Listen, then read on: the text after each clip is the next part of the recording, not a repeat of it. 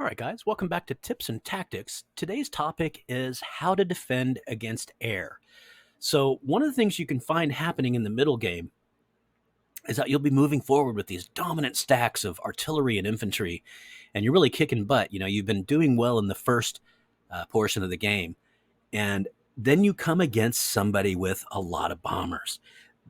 And it's so painful when that happens because you have nothing. You haven't built any airfields yet. You don't know what's going on. What are you going to do? How are you going to defend against air? So today is all about talking about how to defend against air. So what I would say is, number one, go ahead and build some airfields, because there's nothing in this game that is as good against air as just a good old-fashioned fighter. So fighters are just really, really good against air. Fighters are four against air. There's nothing in this game that comes close to four. You start to get 4, 5, 6, 7 fighters, and you've got a devastating counter to bombers. So first and foremost, just get fighters. There's two ways to set up your fighters to defend against bomber activity. And of course, the first way is to go ahead and ignore that cone. The first way is to set up a patrol zone. So you can set up a patrol zone anywhere you want it, and any bombers that come into that patrol zone will be attacked by your fighters. Okay, the other way is if you see the fighters, if the fighters are coming into your territory and bombing your stuff, you can directly attack them. So you click on the attack icon here, you click on the bomber stack, and your fighters will go right at them. They'll go directly at them and attack them directly. So it's really up to you which of those you prefer. I prefer, especially if I got a nice little stack of fighters of 5 to 10 or something, I like to go right after them, because if they notice that you've diverted your fighters over and that you're screening or patrolling a certain region, they may call their bombers back and avoid any kind of damage. What I like to do is attack them with my fighters. And fighters are much faster than bombers. I think fighters are 216 kilometers per second. That's not true at all. 216 kilometers per hour. And I believe that bombers are 144 kilometers per. So they're really fast, but they're not nearly as fast as fighters. So I like to direct attack them just to say, F you, buddy. You're coming at me with your bombers. I'm coming at you with my fighters. Now, that's not really what this video is about. This video is about the guy who finds himself in the mid game and there are bombers coming at you. And what do you have on the ground that can potentially defend against fighters? So let's start with naval. So a lot of people start off early in the game with cruisers. You know that cruisers are great because they are a ranged unit. And ranged units are really cool, especially on the coast, because you're raining down on them and they have to leave their little fort and then run to the edge of the water and then get on a boat, which takes 3 hours, 4 hours, and meanwhile, you're just raining down on them from your cruiser. So cruisers are great anyway. So a lot of people have cruisers in that first part of the game. By the way, you only have to build a level 1 factory and a harbor to make them. So they're very easy to build early in the game. So speaking of cruisers, let's look at cruisers and how they do against air. They do actually pretty darn good. 1.5. So you might say 1.5, that's not great. Fighters were 4. Well, yeah, fighters are literally made to attack other aircraft. So they're 4, yeah. But let's look at this infantry and see how well he does against aircraft. 0.1. 0.1. So one cruiser is worth 15 infantry in terms of air defense. So you start to think about stacking cruisers. If you got a stack of 5 cruisers or 6 cruisers, you're really starting to get a good return on that, right? So if you have 6 cruisers, that's 9 defense against air. So now you're talking almost 2 fighters worth. Now, keep in mind, the great thing about fighters is, as I mentioned, you can attack click on bombers. You can go after them. Now, obviously, cruisers cannot go after bombers, right?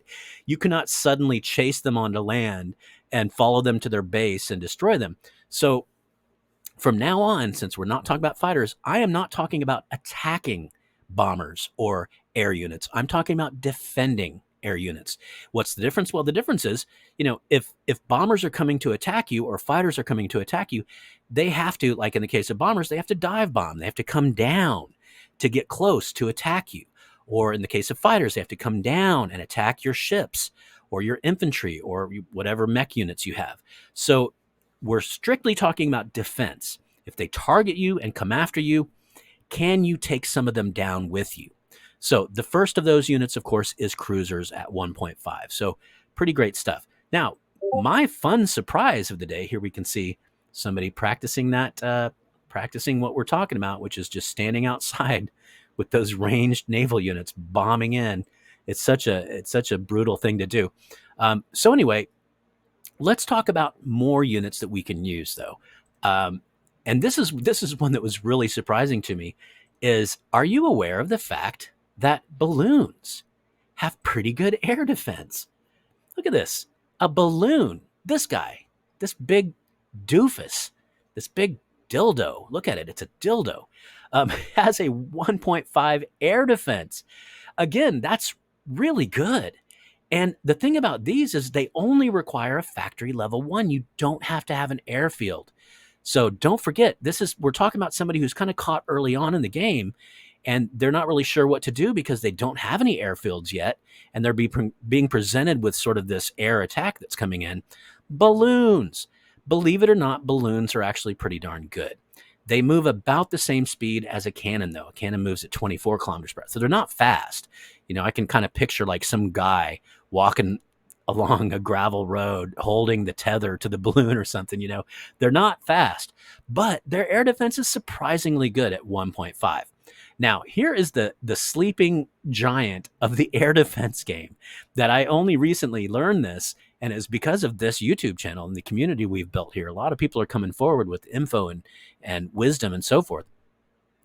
So believe it or not, the best ground unit, and I'm saying ground in addition to water, right? Because we've already looked at cruisers at 1.5 and balloons. I used to think tanks, like surely a tank will be good against air. No, 0.4. So you kind of need you kind of need like 4 tanks to be 1 balloon worth of defense, or 1 cruiser worth of defense. And then you think, well, heavy tanks they're heavy. No, 0.6. 0.6. So you need 2.5 heavy tanks to be 1 balloon. 1 balloon. It's like a balloon, man. But here's the sleeping giant of the air defense community that shocked me to my core. The armored car, the armored car is 1.6 air defense. The very best ground or water unit versus air. And it's like, wow, why? I don't know. I mean, one thing we know is they're fast, right? So any air attack coming in is going to have difficulty hitting them and hurting them. So that's good. The less you get hurt or hit, the more effective you are in battle. So there's that. And then maybe this 50 caliber machine gun here can tilt upwards or something, or maybe, here's the 50 caliber machine gun back here, and this is maybe some kind of small caliber cannon or something. I don't know. But anyway, whatever the case might be, I'm not sure what the justification is, but we're not concerned with that in this video. We're concerned with what can you do to build a really strong anti-air defense, and it is armored cars. Shockingly. Now, the great thing about armored cars, of course, is that they're fast. They really are. They're twice as fast as infantry. Now, once you build railways, they're the same speed as infantry, right? Because you're putting them all in the same cars, presumably. But pre-rail or on territories you don't have rails. I don't build rails on all my territories. That's not efficient, especially since railway does have that 1,000 coal per day upkeep. Unless you just have an empire that's rich in coal, I typically don't try to do that, and also the 3,000 iron and 5,000 wood per railway is a pretty expensive proposition. It does give you that 33%, bonus on your providence of all your resources. But, anyway, I love them because they're fast. So you can mobilize them to defend in multiple locations.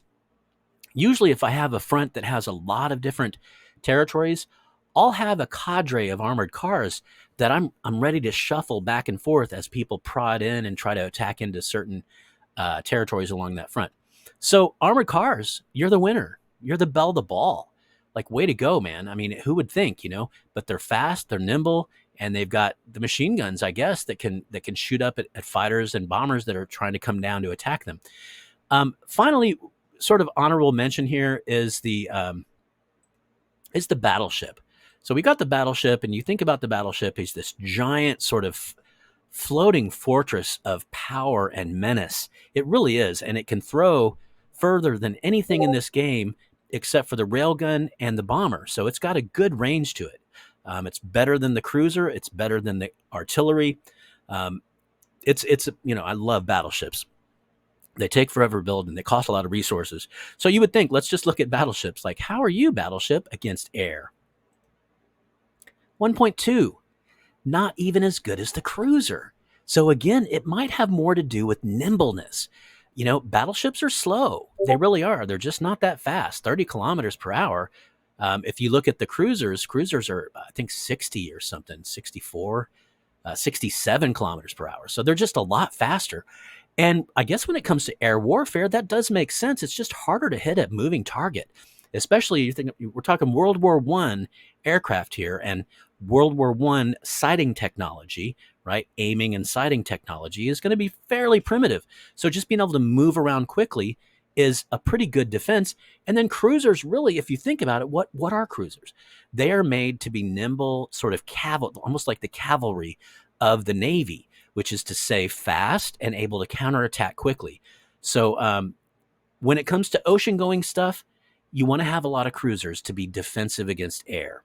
When it comes to land-based stuff, you want to have a lot of those armored cars, believe it or not. Now, let's talk about cost. So when it comes to an armored car, you have to have both steel and oil, right? So it's not great because this is competing directly with your artillery, right? Your armored car needs the same stuff that your artillery needs, and you need artillery. We know that in this game. So one of the advantages to this whole idea of balloons, it's like balloons? But the idea of this is that it takes wood and gas, and it is not competing directly with your production of those armored cars. Now, so when you stack together, balloons stack directly into your infantry stack. So it adds its defensive bonus to the entire army, right? And then all those infantry get their little 0.1, and any tanks get their 0.4, and any heavy tanks get their 0.6. And depending on your morale, right, that affects how defensive and attack-wise they are. But all that gets averaged together. But honestly, putting in a good 5 or 10 balloons makes your infantry stack very strong against air. It's very surprising. That'll be the backbone of your defense against air. And again, you're not competing in terms of resources with those artillery. So balloons, believe it or not, so to me, armored cars are the very best, but balloons can often be your best option because of that sort of balance of resources. The idea that you've got to think about using your iron and your oil for those mech units. And by the way, that's also what you use for your tanks. So this is interesting stuff. I love this game. There's so many facets and so many interesting ways to approach it. But there you go. That's it. Defense against air. Please remember that except for fighters, we are not talking about attacking air units, right? So if I have an infantry stack and I'm thinking, I've got 100 infantry.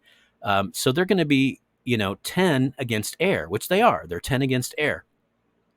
If you try to attack that air, and let's say there's a bomber floating right here that's getting ready to attack me. If I click on attack and click on the bomber, what it's going to do is route my infantry to the airfield that bomber came from. You might have tried to do this in the past, and you'll see that.